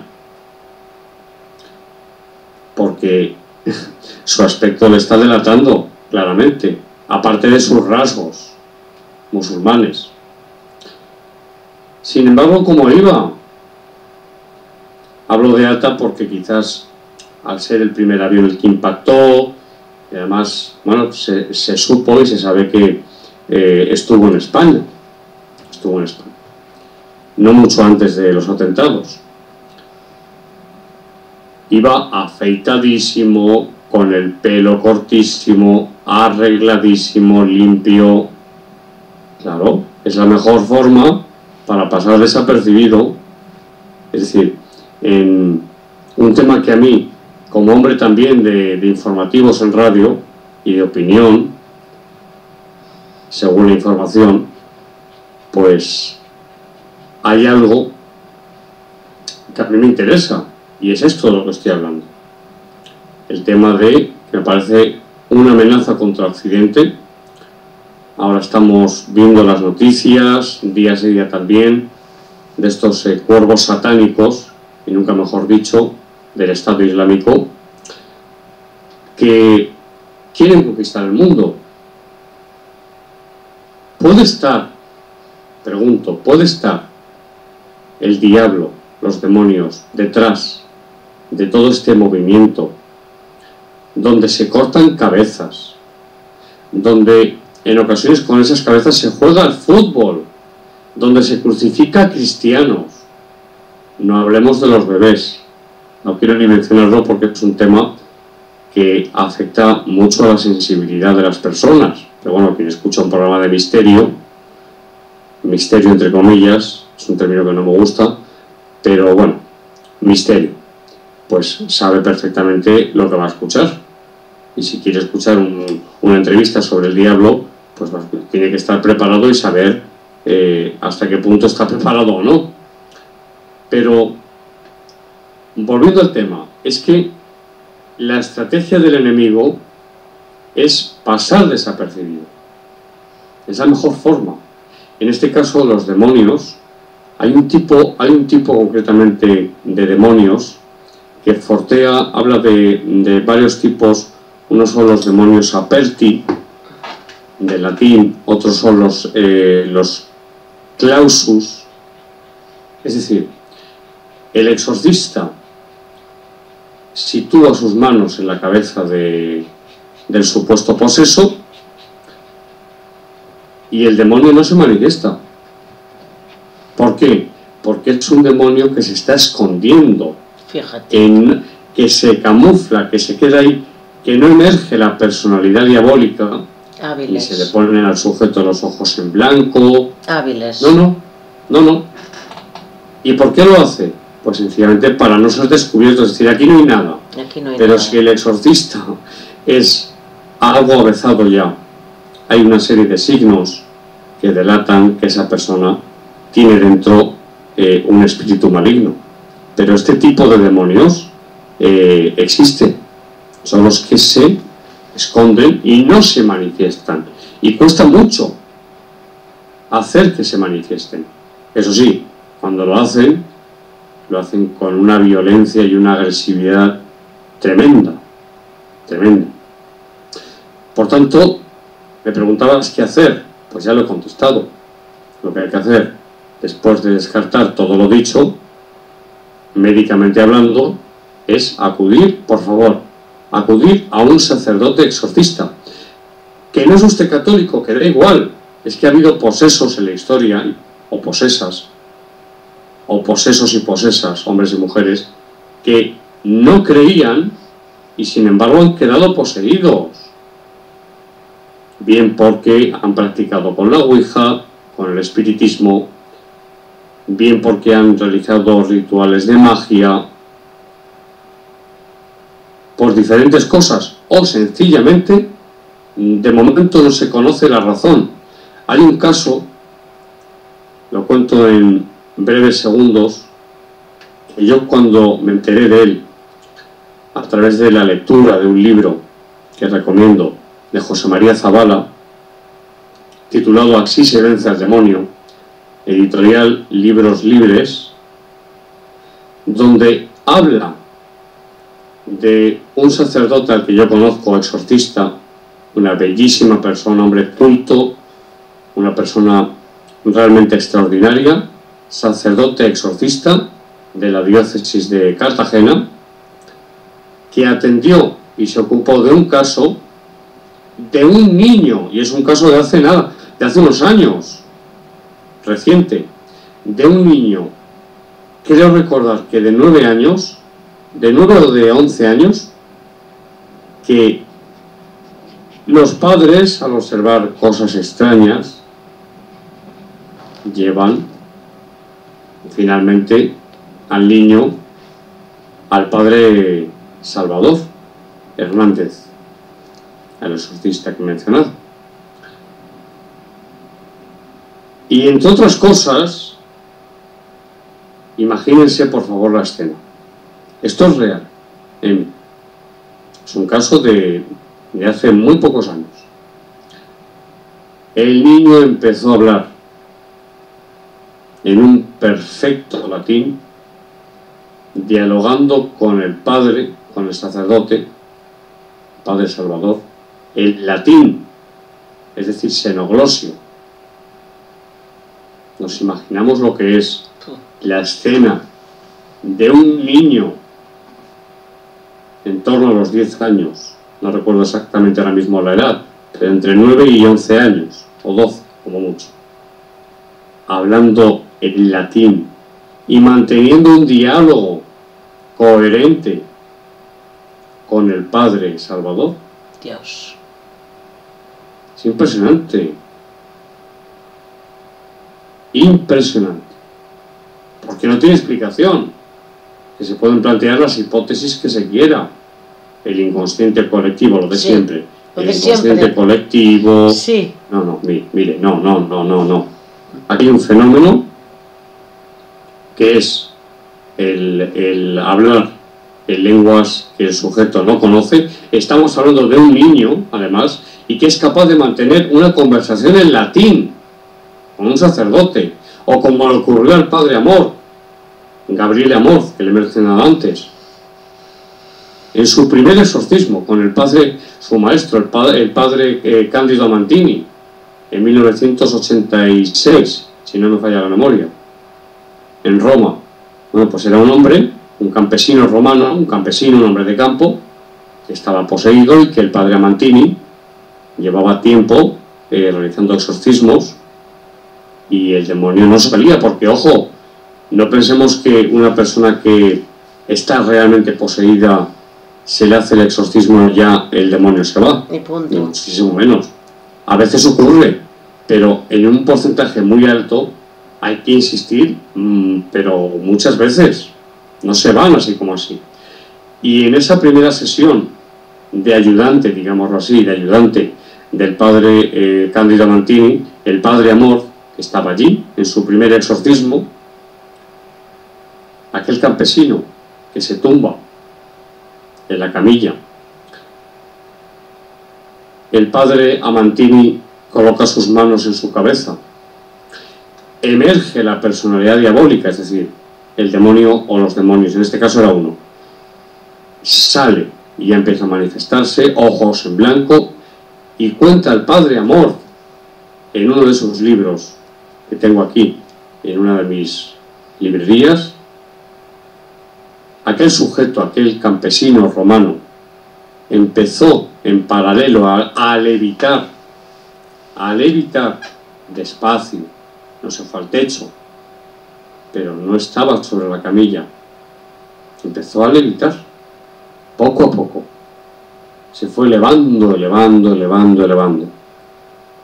Eso da testimonio del Padre Amor. Claro. Es decir, que estas cosas, si hablamos del año 86, estas cosas ocurren hoy en día, que no es anacrónico, que no es medieval, que esto ocurre, que hay unas causas paranormales preternaturales malignas que están actuando, que están operando, que influyen en nosotros. Por favor, que lo sepamos. Yo no soy ni sacerdote, ni soy confesor, ni profeso, como he dicho, ninguna religión. Voy por libre. Creo en Dios, creo en Jesucristo, en su mensaje, y en otras muchas cosas. Pero no profeso ninguna religión ni doctrina en particular. Libre como un pájaro, fría a saber, libre. En mis creencias, como dice San Pablo, lo podéis examinar todo, debéis examinarlo todo y quedaos con lo bueno. Así que yo no sé de mí si he respondido a tu pregunta de qué hacer, lo que ha quedado muy claro, ¿no? Estoy con la boca abierta, aunque no se vea. Todo lo que hemos estado hablando, de verdad que es una información bárbara, porque también vas encajando cosas. Hace poco tuve una comida con mi amigo Sergio Monor y él hablaba de lo que tú estás hablando, pero por no llamarlo diablos, pues unos bichos, incluso Sí. Que cuando están metidos dentro hay los externos, lo mismo que tú me has dicho, que van influenciando y que muchísimos se aparecen, vamos, hasta que estoy hablando con Dios y te dicen cosas bonitas para camuflarse. Y Claro. hay la auténtica posesión. Lo mismo me dijo Sergio Monor en una comida que mantuvimos. No hablaba del nombre de diablos, pero bueno, fuerzas maléficas. Sí, Tal sí, cual. fuerzas, causas paranormales, espíritus malignos. Si no queremos emplear el término, creo que al principio he dejado muy claro que aún no tengo, no he llegado a una conclusión definitiva, si es que algo puede ser definitivo, porque todo es mutable, todo cambia, y es así. No hay nada fijo. Pero es verdad que vivimos. Bueno, es que ha ocurrido en Milán también. Hablaba de estos... no he tenido noticia, no sé si se habrá nombrado a más exorcistas, pero había tal demanda en la Comunidad de Madrid, concretamente, de casos que llegaban, como he explicado, de personas que llamaban diciendo que pensaban que estaban poseídas, que tenían fenómenos en casa, que tenían fobia religiosa, aversión a todo lo sagrado, a crucifijos, que no pueden entrar en iglesias, y se tuvo que nombrar a 8 exorcistas. Pero es que en los últimos años ha habido, por parte de Roma, la formación de sacerdotes exorcistas, porque faltaban, y siguen faltando. En España, en el libro de Zabala, al que conozco personalmente, excelente profesional y persona, él dice que en España, dentro de todas las comunidades autónomas y demás, existen, hablo de hace 2 años, o 3 quizás, 19 de 60 y tantas, 19 diócesis que tienen un exorcista. Bueno, pues yo digo aquí, sin ser católico, porque no estoy de acuerdo con ciertos dogmas de la Iglesia, pero sí jesusiano o cristiano, si sigo a Cristo y sus enseñanzas, tendría que haber un exorcista en cada diócesis. Porque la gente lo necesita, las personas lo necesitamos, me meto dentro. A mí algún día escribiré o contaré en algún programa, tranquilamente, en el podcast, no ahora, cuando pasen unos años y Dios me da vida, que me lo han propuesto más de una vez, pero no he accedido. Mis experiencias con lo maligno, igual que he tenido experiencias con lo espiritual, sobrenatural, he tenido experiencias con lo maligno. Ya lo creo que he tenido. Las he tenido. Por tanto, por un lado, es algo personal, que he vivido en mis propias carnes, en personas, por otra parte, cercanas a mí. He presenciado fenómenos, como por ejemplo, Emi, por ejemplo, es que podría contar, pero muchas cosas que he presenciado, en investigaciones. Yo estaba en una casa, y en esa casa había, en una de las habitaciones, un altar. Un altarcillo, por decirlo así, altarcillo, no un altar de iglesia. Bueno, pues con una serie de imágenes de Jesús, de la Virgen, un crucificado. Bueno, pues yo de repente estoy en el salón y empiezo a oler a quemado.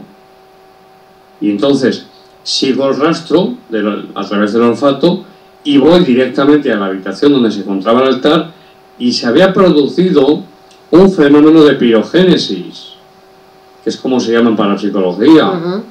Es decir, que una imagen, y además preciosa, de la Virgen, estaba ardiendo. Emi, salió ardiendo. Cuando yo llegué, estaba prácticamente reducida a cenizas. Y nada se estaba quemando. Es decir, que ni se había volcado una vela, ni había... No confundamos este fenómeno con la combustión espontánea, no tiene nada que ver. Es un fenómeno de origen desconocido, por eso es paranormal, donde en un foco sin causa natural conocida se produce fuego. Sencillamente. Y esa imagen de la Virgen estaba, y además grande, salió ardiendo, empezó a arder. Y como digo, cuando yo entré en la habitación y me encuentro con eso, digo, pero Dios mío, ¿esto qué es? Estaba prácticamente la imagen, le faltaba nada para ser completamente destruida. Esto doy fe en un lugar, un domicilio, donde yo me encontraba y donde ya habían sucedido ciertos fenómenos. Así que, ante hechos no caben argumentos. Se podrá creer o no creer en la Iglesia. Yo no estoy aquí hablando del catolicismo, estoy hablando de un fenómeno, como es, en este caso, o fenómeno es un cúmulo de fenómenos, y de un tema como es la demonología. El diablo, el lado oscuro del mundo espiritual, las tinieblas, lo maligno. De verdad, no hay que caer en la obsesión, eso no. Pero una persona que lleve un camino espiritual, de la confesión que sea, da igual. No hablo de sectas ni de doctrinas, vamos a decir, extrañas. Que lleve su propio camino o no, o que esté dentro de la Iglesia, o que sea protestante o islámico, porque los musulmanes también creen, por supuesto, en la existencia de Satanás, y también dentro del Islam el fenómeno de la posesión existe. No nos confundamos. E incluso en el judaísmo también, ¿eh? Es que no creamos que solamente este fenómeno es propio del cristianismo, pues ni muchísimo menos. Es que incluso, recordarán algunos de los oyentes que están escuchándonos muy amablemente y escuchando todo lo que estamos hablando, o diciendo, o comunicando, que eso que a mí me gusta. En el Cairo, hace unos meses, salió la noticia en televisión y luego yo me metí por mi cuenta, ya que es un tema que me interesa mucho, la demonología, porque no hay mejor cosa que conocer al enemigo para vencerle. Ahí queda. No es por morbo, sino para conocerle, saber cómo actúa y poder vencerle. Pues bien, apareció un sacerdote exorcista copto, es decir, cristiano en Egipto, en el Cairo. Los coptos son, para los que no lo sepan, aquí lo intento explicar todo lo que voy diciendo, porque hay oyentes seguro que jóvenes y no saben ni bueno, ¿y qué es un copto? Pues un copto es un cristiano en Egipto. Ya está. Un sacerdote exorcista con su barba larga, típico de allí, del Cairo, de los coptos, muy típico en ellos, ya de una edad importante, avanzada, con el pelo prácticamente y la barba blancos, y estaban acudiendo a la iglesia copta en el Cairo musulmanes y musulmanas, y se ve, atención, cuidado por favor, el mundo de la demonología es muy serio, puede impactar. No se metan ustedes, es una sugerencia, en YouTube, por ejemplo, o en Internet en general, para ver vídeos de supuestas posesiones. Dios. Claro, en la mayor parte de los casos son fenómenos de histerismo, sí. En muchos casos. Y tenemos morbo, para...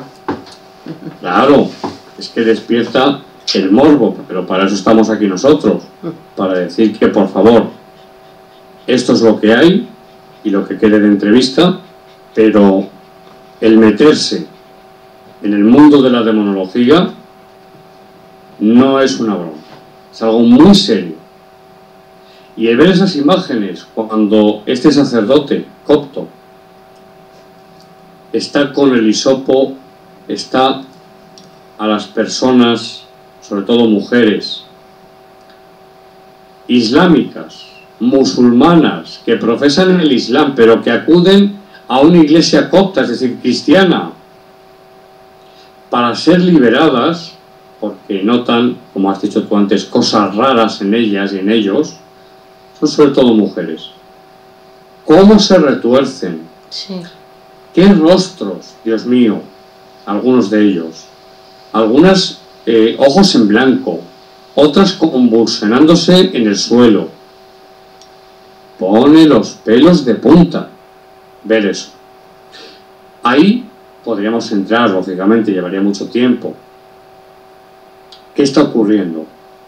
Histerismo, por un lado, contagio psíquico, por otro. ¿Qué está ocurriendo ahí?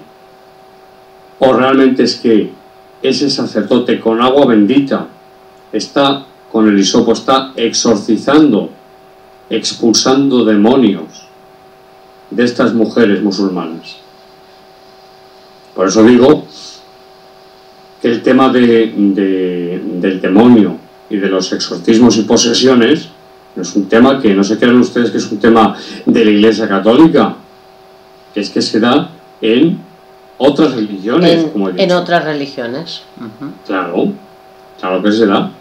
Y entre los protestantes también se da, que no creen en absoluto en el Papa, en Roma, en el Vaticano, en la Iglesia, en definitiva, la Iglesia Católica.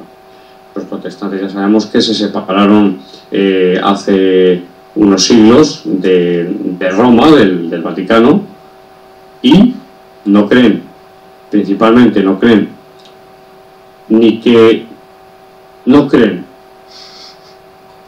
el Papa, el que sea infalible, eso por un lado, es decir, no creen en la Iglesia Católica, y por otra parte no creen en la Virgen, salvo lo que pone en los Evangelios, es decir, no en el papel de mediadora de gracias entre Dios y los hombres, como madre de todos los hombres. Yo sí que creo. De hecho, la Virgen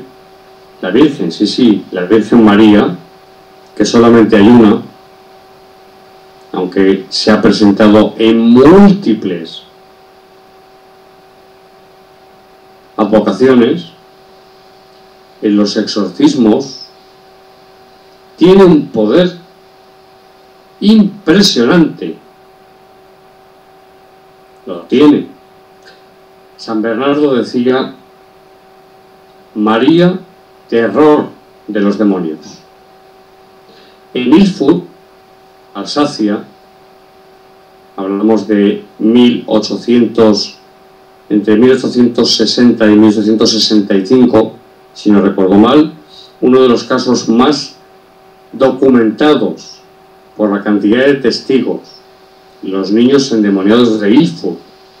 Es un caso espectacular de dos hermanos, Teobaldo y José, de 10 uno y de 9 años el otro. Quedaron poseídos. ¿Por qué causa? No hubo causa. No practicaron con el espiritismo, que por entonces sí había nacido, pero recientemente. No habían practicado ningún ritual mágico, no habían hecho ninguna invocación a ningún demonio, ni entidad, nada. Y después de 5 años, con una fenomenología paranormal, preternatural maligna, apabullante, yo creo que es el caso de los casos, dentro de las posesiones. 5 años tardaron en poder expulsar a los demonios que había en cada uno de los niños. ¿Y cómo salieron? Pues lo relata de una forma magistral. Apunten, si les interesa, un libro titulado La posesión diabólica, escrito por nada más y nada menos que Corrado Balducci, también hombre de confianza, de mucha confianza, de Juan Pablo II, sobre todo. Demonólogo, no exorcista, demonólogo. Lo narra en su libro, en ese libro, con todos los datos, el caso de Ilfurt. ¿Y por qué lo menciono? Pues porque después de 5 años, cuando se hicieron por separado primero uno de los niños y después el otro, a los pocos días, en ambos casos, los demonios de un niño y de otro, que estaban dentro de ellos, salieron cuando se pronunció el nombre de la Virgen María. Y uno de los demonios, en el primer niño, que fue exorcizado y liberado, dijo con una voz gutural ante la gran señora, fíjense, la llamó gran señora, un demonio. Ante la gran señora no puedo hacer nada, me tengo que marchar. Y ahí ese niño ya quedó completamente liberado. Es como si despertase por la mañana, después de 8 horas o 9 de sueño, que dice, ¿dónde estoy? ¿Qué es lo que pasa? ¿Qué hago aquí? No recordaba nada.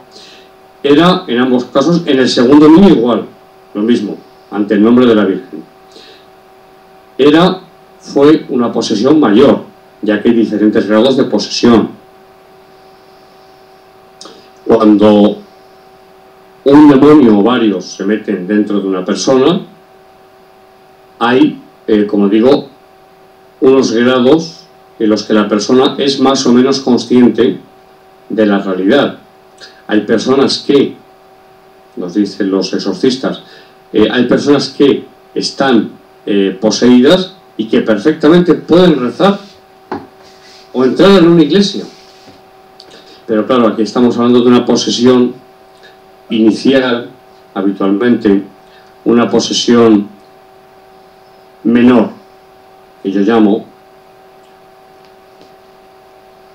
pero hay casos donde ya la posesión es mediana o mayor, no digamos, de la persona. Yo me encontré hace aproximadamente un mes, no más, a una persona, una chica, joven, creo que me dijo que tenía 19 años, que le era completamente imposible entrar en una iglesia.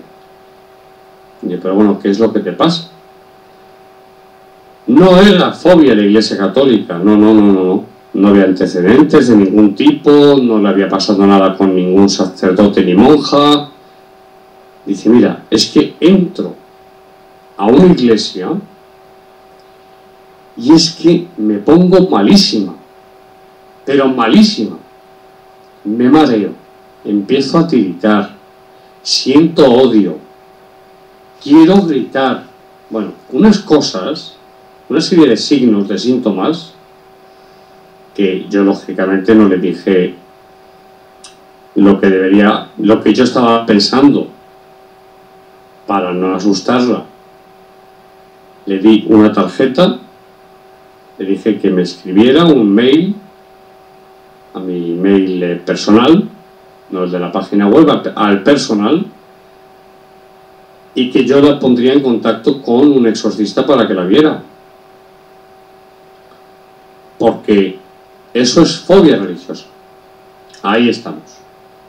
Eso es aversión hacia lo sagrado, que va desde un simple rechazo, que puede ser casi instintivo, que muchos pueden explicar o decir, y no sin razón en algunos casos, que simplemente es porque ha tenido algún trauma de la infancia, porque estuvo en un internado de curas que le pegaban, muchas cosas.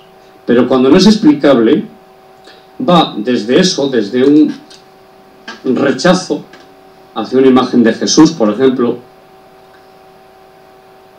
hacia un crucifijo, pero nada más. Pero si es mayor, no se produce eso. Es que ante un crucifijo que esté bendecido, tú se lo pones a un poseso, que es donde hay que ponérselo, porque lo he visto en vivo y en directo, se le pone en la frente. Cuidado, tiene que estar, lógicamente hablamos de sacerdotes exorcistas, tiene que estar exorcizado el crucifijo. Sí, exorcizado. ¿Por qué exorcizado? Porque también hay objetos que pueden tener. Sí, señor. Sí. Claro. Unas influencias malignas. Exactamente. Sí. Entonces, esas impregnaciones, para definirlo de una forma entendible, se exorciza el crucifijo. Y lo hace un sacerdote exorcista, claro, no lo hace cualquiera. No lo puedo hacer yo, tiene que ser un sacerdote exorcista.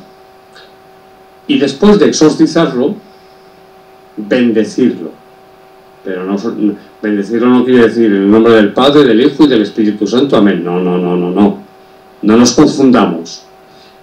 Bendecir un crucifijo, en este caso un crucifijo, es todo un ritual. Además se hace en latín, el original. También se puede hacer en castellano.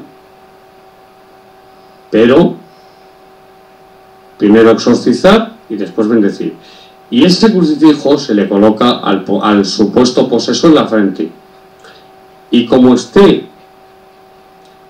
bueno, primero, si no está en trance diabólico, es decir, si no ha emergido de él la personalidad diabólica o maligna, los demonios que lleva dentro, o el demonio, si es uno, provoca el ponerle fuertemente el crucifijo en la frente, sin hacerle daño, pero fuerte, presionando un poco y diciendo en el nombre de Cristo Jesús. Los sacerdotes cada uno utilizan sus técnicas, cada maestrillo tiene su librillo.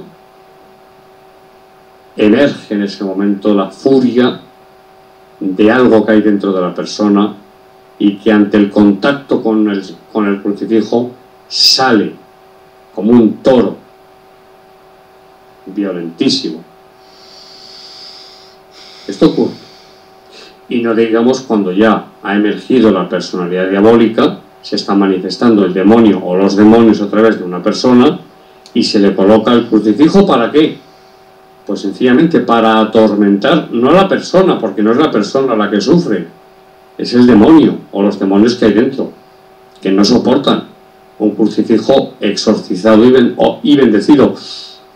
El bendecido o bendito también vale, pero para un caso de exorcismo tiene que estar exorcizado.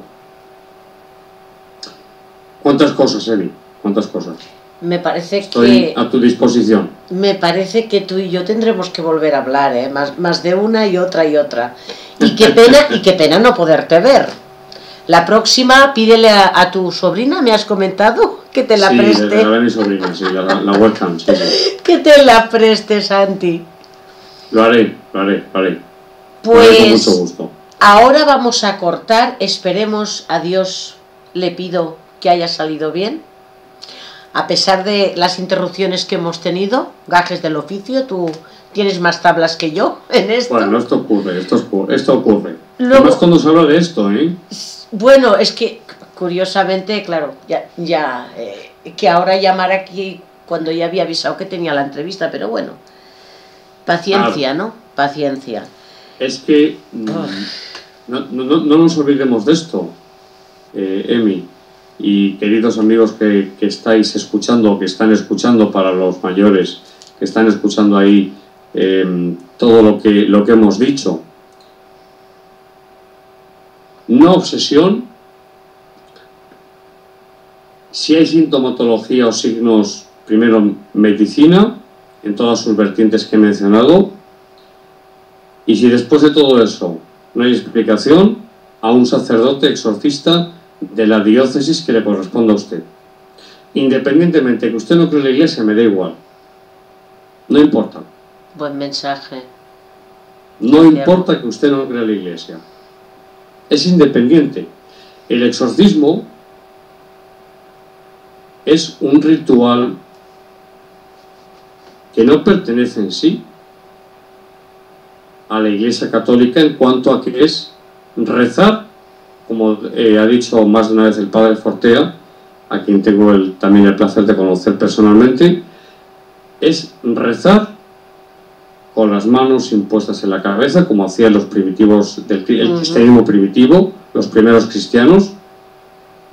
Rezar sobre una persona para que si hay algo malo, hablando coloquialmente, en ella, se marche.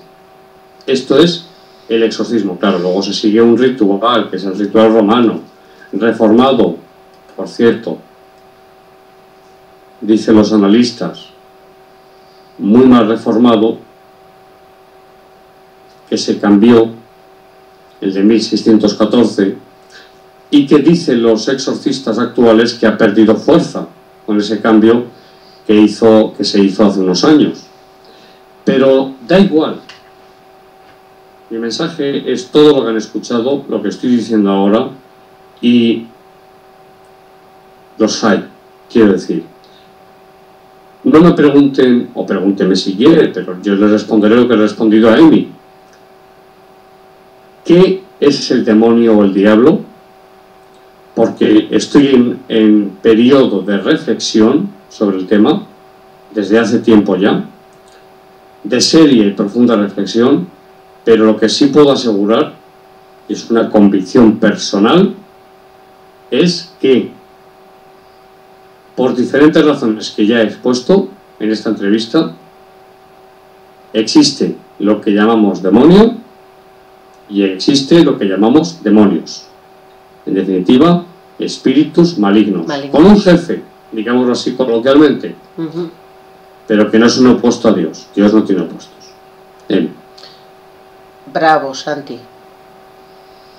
Bueno, como decía mi amigo, tengo dos frases. Una es de un amigo mío, de Murcia, ermitaño. Sí, ermitaño, que vivía en una cueva muy bien adecentada.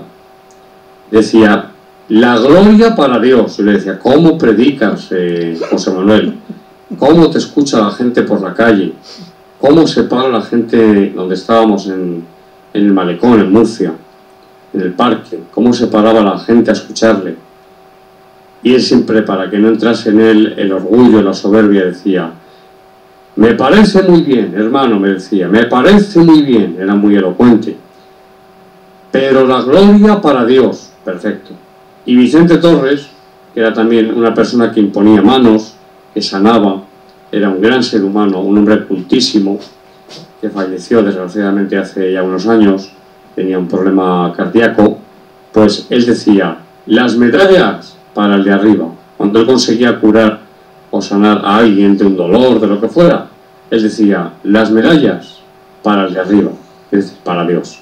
Así que bueno, te agradezco muchísimo tus palabras, pero yo simplemente lo que hago es compartir con vosotros lo poco que sé, compartirlo con todos vosotros, nada más. Pues vamos a cortar la entrevista, pero tú no te vayas. Todavía que no me puedo ir. No.